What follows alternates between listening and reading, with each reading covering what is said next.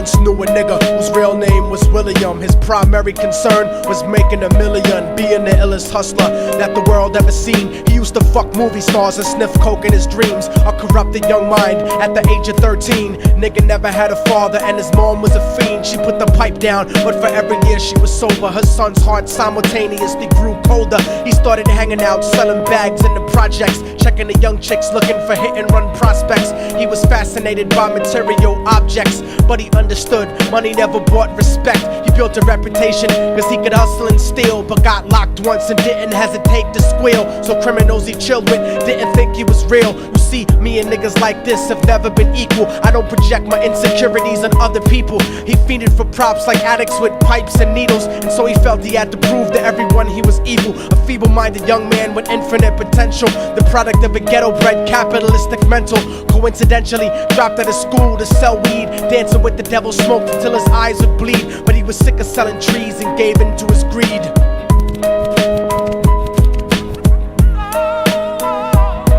Everyone tryna be trife, never face the consequences. You probably only did a month for minor offenses. Ask a nigga doing life if he had another chance. But then again, there's always the wicked that knew in advance. Dance forever with the devil on a cold cell block. But that's what happens when you rape, murder, and sell rock. Devils used to be gods, angels that fell from the top. There's no diversity because we're burning in the melting pot.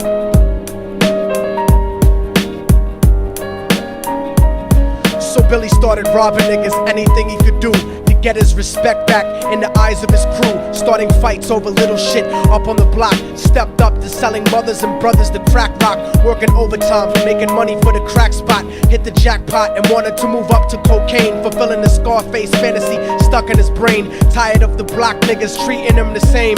He wanted to be major like the cutthroats and the thugs. But when he tried to step to him, niggas showed him no love. They told him any motherfucking coward can sell drugs. Any bitch nigga with a gun can bust slugs. Any nigga with a red shirt can front like a blood. Even Puffy smoked the motherfucker up in the club. But only a real thug can stab someone till they die. Standing in front of them, staring straight into their eyes, Billy realized that these men were well guarded, and they wanted to test him before business started. Suggested raping a bitch to prove he was cold-hearted. So now he had a choice between going back to his life or making money with made men. Up in the sight, his dreams about cars and ice made him agree a hardcore nigga is all he ever wanted to be. And so he met them Friday night at 2:45.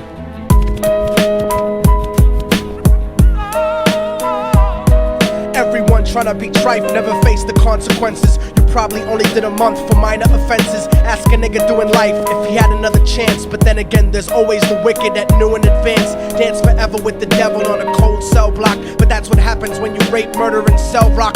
Devils used to be gods, angels that fell from the top. There's no diversity because we're burning in the melting pot.